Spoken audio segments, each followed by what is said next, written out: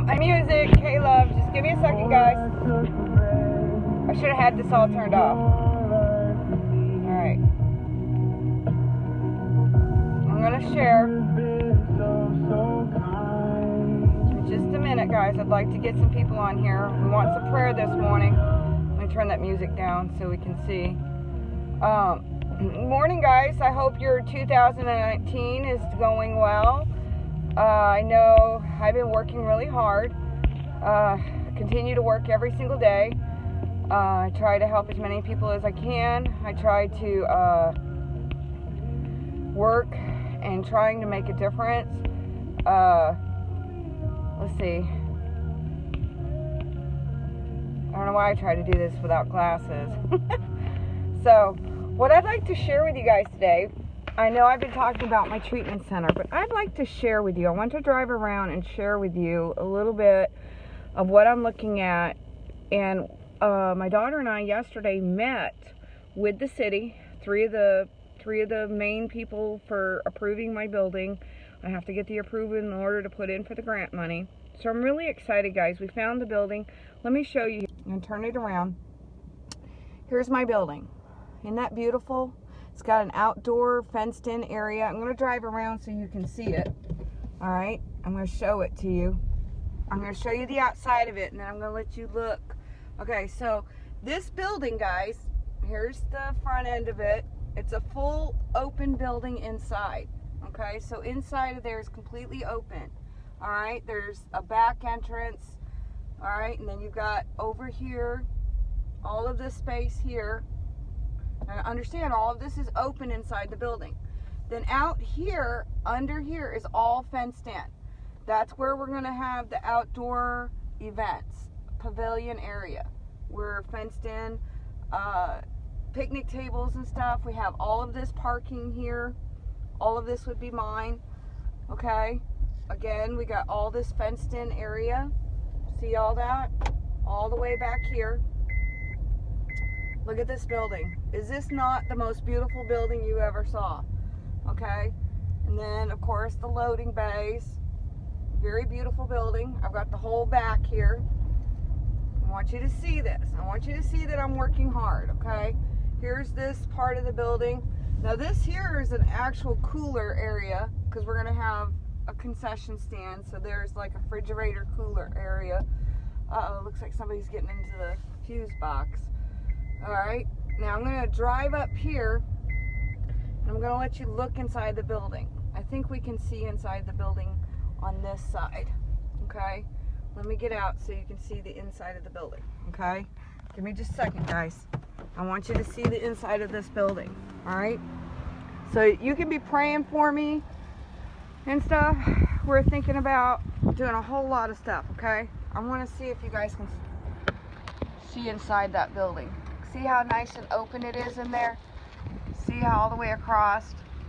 Okay, now I'm going to go through the front here so you can see the front of, well, I don't think you can see through the front.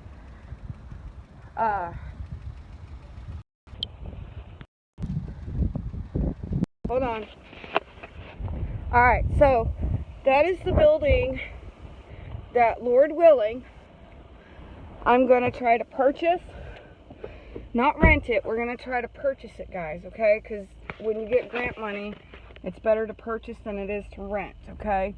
And so with this building, we'll be having a treatment center, counseling center, court-ordered UAs, visitations. We'll have outside under the pavilion, we're going to have a play area for the kiddos, like an indoor type play area. We'll have in there a little bit of sectional in the very back, sectioned off and painted for like a little tiny movie theater for my parents, where they can have community visits in a home, you know, in a nice area. And we've been thinking of fundraiser ideas. Next year for Valentine's Day, we want to do a masquerade ball, which would be really fun, because we're going to, our offices and stuff are going to be where you can have retractable walls and stuff, so that's going to be a lot of fun. We've got a lot of ideas. We're going to have car programs, a housing program here. Now the car program is teaching people, local people, even our community, this isn't just for parents that need help, okay? This is open to the public, okay? So once a month, we're going to have like a mini car show, local car show, fundraiser. But on one of the parking lots, we're going to have people volunteer to teach people how to change their oils, change a tire, check your fluids, and basic maintenance of your vehicle once a month. And then we're going to have parent education classes where you don't just take get a little tiny piece of paper at the end of the class, but you'll actually get 10 credits of college credit for the classes that we offer. Wouldn't that be wonderful, guys? I mean, these parents that are having to have court-order parent classes, they don't have to repeat the classes because it's college credited. Okay, and if a judge and a caseworker and a supervisor cannot accept college credit classes, then I think they have a problem. Okay, and a lot of these caseworkers don't even have credit for parent education classes. Okay, so we're not just going to help our parents, but we're actually going to give them an up that they can add to their resumes, get better jobs. So I really need you guys to pray. I need you to help Vicki Greer raise some funding. We got a mom right now who is in desperate need of a vehicle. She's in the process, Lord willing, of adopting her 2 oldest children back.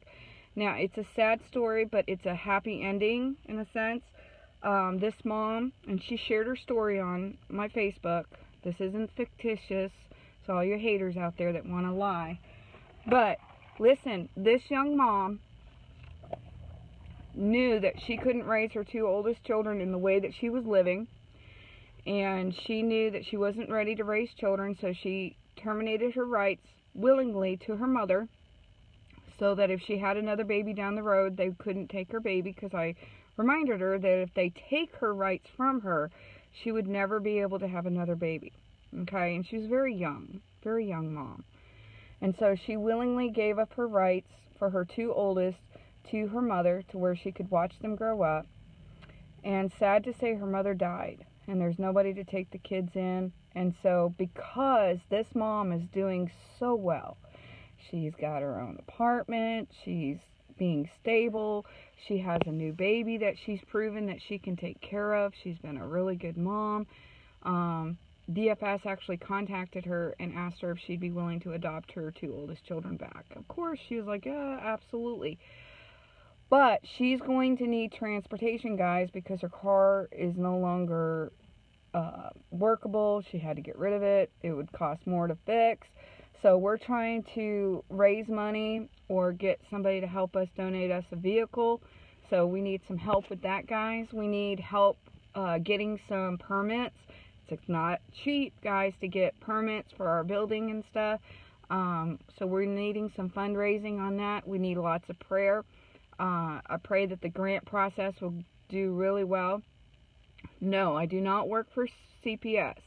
I work against CPS. I used to have a parent aid company, and a parent aid company, what we did was we supervised visitations, and for the courts, I was not a caseworker. I was a parent aid. So I had a contract temporarily as a parent aid company. I had my own company, my own contract. I was not CPS. In fact, I had 133 cases that we worked in 20 months. And in those 20 months, we had 88 cases that were closed. 90% of those were reunification. I had 9 TPRs that were turned to reunifications. I helped my parents get their kids back if they wanted to have their kids back, okay? So I am not CPS, guys. I did have a contract, okay? And I worked very hard. I lost my contract because I exposed corruption within CPS. I had supervisor that lied on the stand 3 times. CPS was fired off the case. They refused to get off the case. And then we had, I had exposed caseworkers and supervisors forging documents. I also exposed them forging drug testings. So No, I was not CPS. Now, I did work as a CPS, Children's Treatment Services contract, is what I had. Now, I did go to court for families. I did help children. I did shut down 5 foster homes during this time. So, yes, I was in the middle of it, but I was not a CPS worker. Does that make sense? Does that answer your question, Miss Agatha? I hope that answers your question. I am not CPS. In fact, I would love to have the contract as CPS because I would make the difference that needs to be made, and these children that don't need to be kidnapped from their families would not be kidnapped, but we do need to protect those. I want to invite you to family case files. I'm not familiar with that, but I would love to know more about it.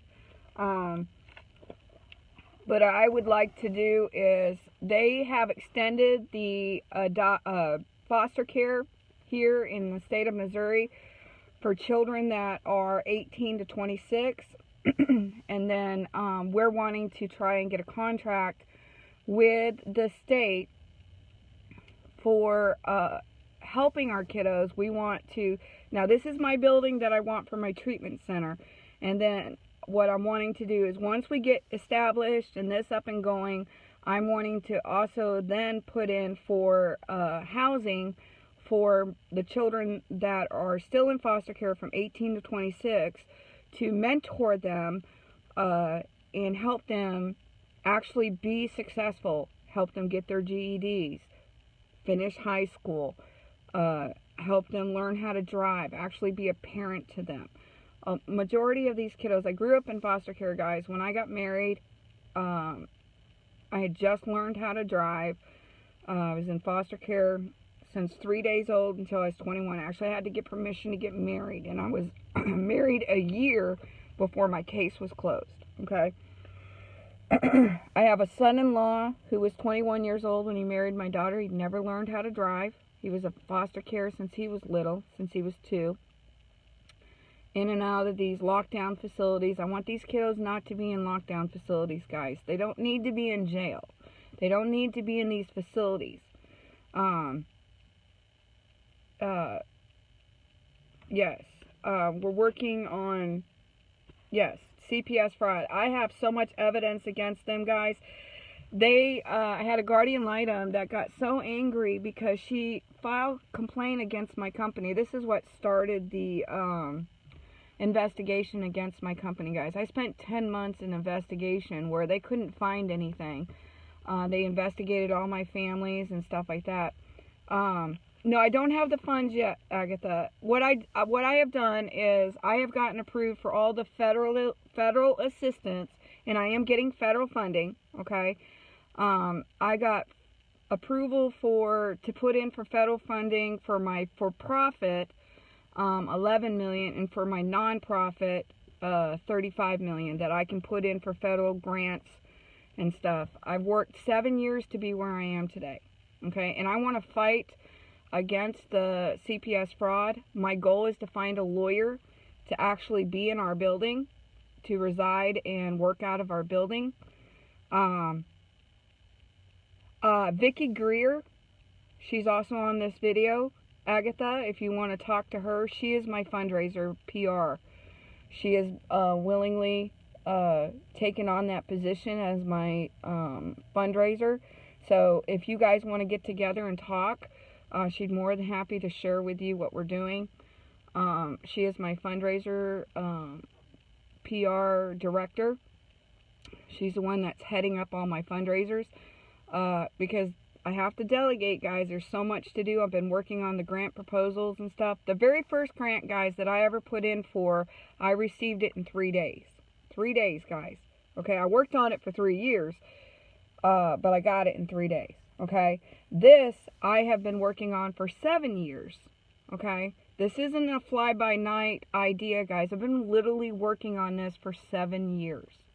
Okay, and as I got the approvals, all 5, there's 5 stages in the approvals of getting federal funding. And I've worked very, very hard to get where I am, okay? I've gotten my business women's certification, which took me 2 years.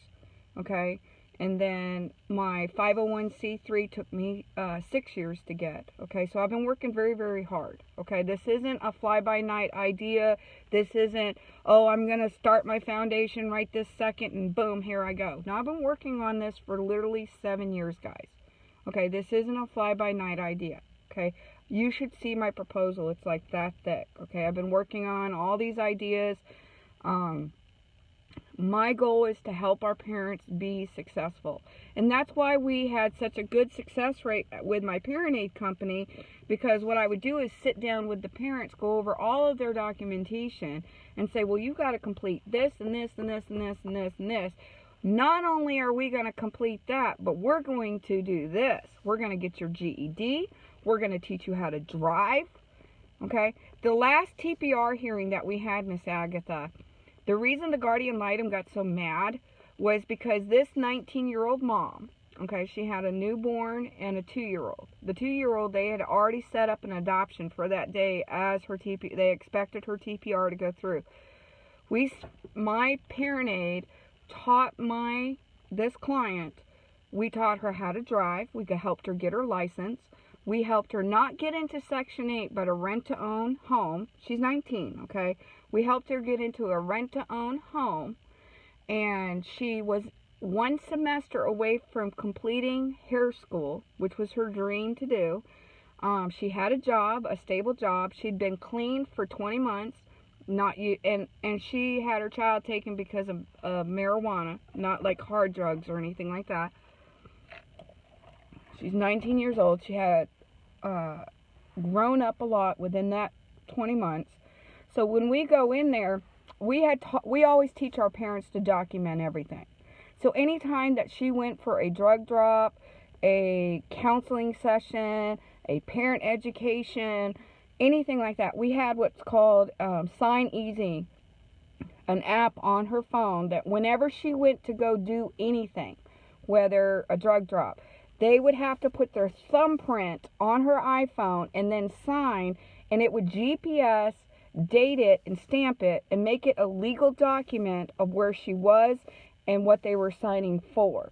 So it proved all of her drug drops, it proved all of her counseling, it proved all of her parent education, it proved everything that she had done, all in one app, okay? So we printed that out for her TPR hearing, and when the first thing out of the guardian ad litem's mouth was, and the prosecutor was, Your Honor, she didn't do any of the services that we asked her to do. This is her TPR hearing, okay? So we presented with the judge this app that printed out and GPS and located exactly the dates, the times, and the people that signed it. And the judge chewed their butts out for the fact that Mom was very well organized and had everything for the last 20 months proving that she had never missed a drug drop, she never missed a counseling, she never missed a visit. So all of this stuff that they were claiming, we proved were lies. Okay? So everything they shot at her. And then we presented the judge with the fact that not only did she complete everything that they asked her to do, but she got her GED. She got her license. She learned how to drive and get a license. And she was 1 semester away from hair school. And she was renting to own her own home. She wasn't on Section 8. She wasn't on food stamps. She had a full-time job, and she was doing all of this. Okay? And so the judge ordered that the child be returned and reunified within a few days. Okay? And the guardian ad litem was so angry that she started screaming and yelling in the hallway at my parent aid that she was going to shut my company down because we were crossing boundaries and being unethical by helping our parents be successful. And that incited an investigation for 10 months saying that we were doing things wrong. In actuality, we were actually helping our families do and be successful. And they didn't like that. Okay? And then when I was exposing the supervisors, exposing the caseworkers who were forging our documents, and I had proof of it, they did not like that. Okay? So that's where I'm coming from, guys. To kind of give you a little idea why I have such a desire to help my kiddos. The first thing I said to my parents were, I'm not doing this for you. I'm not doing this for CPS. I'm not doing this for the judges. I'm doing this for the children. Okay, I do this for the children. Okay, I don't do it for the parents. I do it for the children. Okay, the children need a voice. They need an advocate. I am an advocate for the children. Okay, because sometimes some parents should not have their children back. Okay, Agatha, I do believe that there are some children that need to be protected from their abusive parents. Okay, so I have had the privilege of helping children get adopted who wanted to be adopted. I've had the opportunity to see 4 adoptions.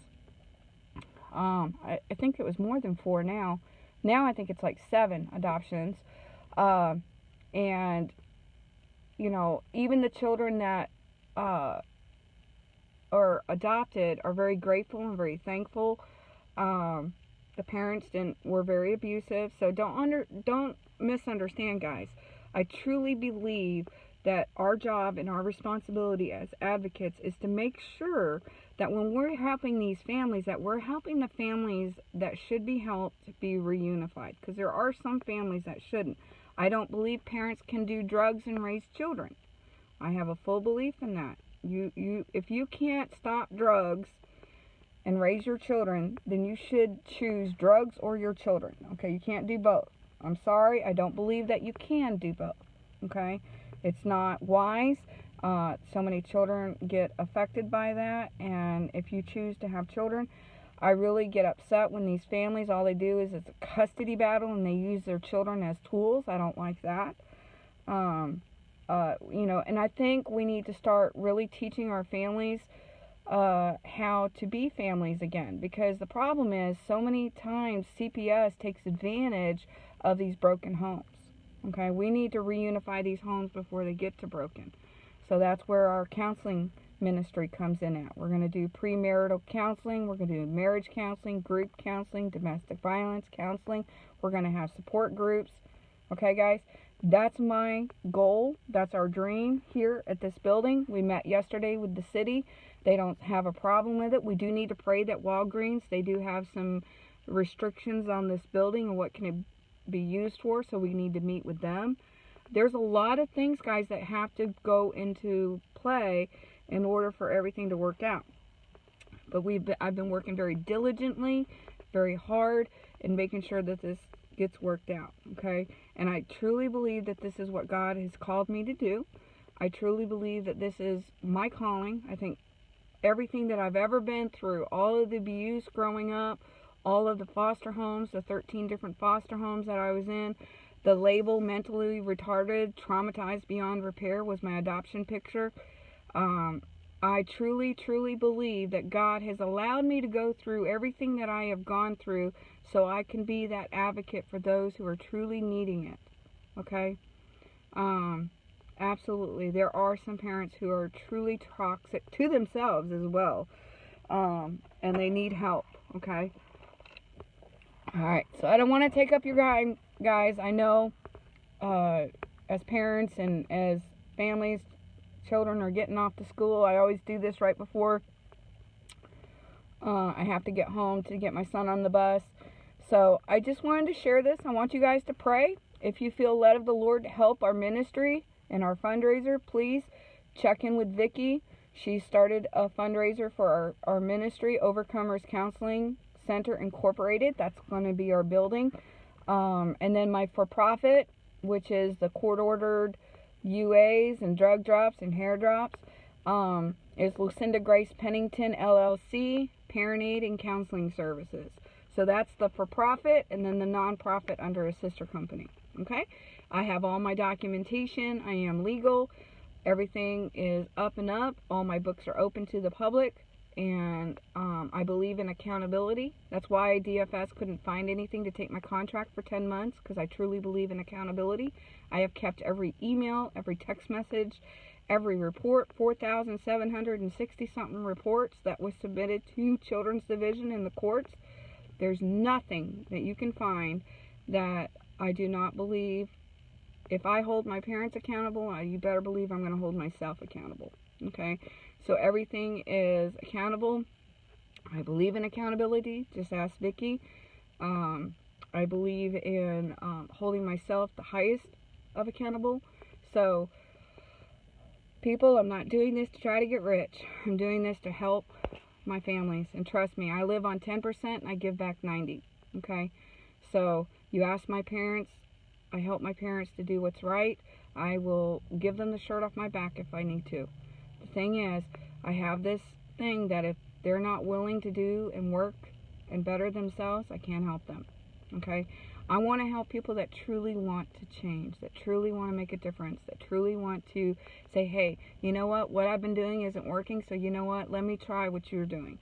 Let me try what you say to do, because what I'm doing is not working and I need to change. Okay? People make mistakes all the time, guys, and it's okay to say, look, I made a mistake. These parents that I helped that were drug addicts, that got clean, that stayed clean for 22 years, 20 months or 2 years, they had to have a heart change. They had to decide, do I want my children or do I want my drugs? Okay? They had to have that desire to change. Okay? These court-ordered parents that are court-ordered to get off of drugs, that don't want to get off of drugs, and that's what I would ask my parents. Are you wanting to get off drugs? Because if you're not wanting to get off drugs, you're not going to be successful. You have to have a heart change and a heart desire to get off of it. Okay? And it has to be stronger than the desire of the drugs. Okay? You've got to replace it with the desire of the love of your children, or the something higher than yourself, to get off of that desire of the drugs. Okay? You have to have something more powerful. Okay? And so that's what I teach my parents. They have to be willing to change. Okay? And nobody can help them. They have to be willing to help themselves. Okay? Good job, Candace. Stay sober. Remember, when you're having that urge to do something, remember, talk to yourself. I do what's called man in the mirror. You go talk to yourself in the mirror and you ask yourself, what is more important? This drug that's going to control me and take me down, put me in the pit of despair, or do I want my children? Do I want to be successful? Do I want to do something with my life? Okay? You can do it. You can. I know you can. And you have to tell yourself every single day when you wake up, it's another day that I'm going to be sober. I'm going to make the right choices today. I'm not going to allow myself to be controlled. Okay? Take control. Okay? I tell my people that have struggled with abuse. I grew up with abuse. I know exactly what it feels like to be the victim and have the victim mentality. The thing is, guys, don't allow your abusers to have power over you. I rebuke it every single day. Okay? I rebuke it every single day. And women, please, by the love of God, check out these men before you get with them. Okay? Just because some pretty handsome face comes up to you and say, hey, sweetheart, doesn't mean he's a good person. Do background. Nowadays, you have to do background checks on these people. Seriously. Okay? Granted, I'm not in the dating game, but if I was in the dating game, trust me, I'd be doing background checks and I'd be doing criminal records. If I was doing that, if I was dating, I tell my people that when I do counseling, you don't just, if you're out looking and dating and stuff like that, be careful, guys, who you're dating. A lot of this domestic violence stuff that is happening is because people are like, hey, sweetheart, you're beautiful. And they jump in without even looking, and they don't see it until after, and then they wonder, what did I get myself into, okay? So, y'all need to be careful. Don't just jump with the first person that says you're pretty, okay? And I know, but the problem is we don't teach like we used to teach on how to find a spouse and how to do all that, okay, guys? Well, I'm just rambling now, so I'm going to let you guys go. I don't like my videos to be too long, but if you need anything, you want to talk to me, or you have some questions, feel free to ask. I'm more than happy to answer anybody's questions. If I don't get back to you, remind me, because I don't go through my Facebook every single day on the messages. So if I need to get back to you, please Facebook me back. Sometimes I forget to go back to them and read them. So just remind me if you've reached out to me and you haven't heard from me. It's not because I'm ignoring you. overlooked it, okay? So make sure to get back with me, and I'll definitely get back with you, okay? All right, we're here to lift you guys up, absolutely, Vicki. And if you guys have any questions about anything of fundraising, talk to Vicki Greer. She is my PR. She's a great lady. I have a lot of respect for her. So, any questions, guys? Agatha, I'd love to get to know what you're talking about. All right, guys. Great day. God bless you, and please pray for us. All right, goodbye.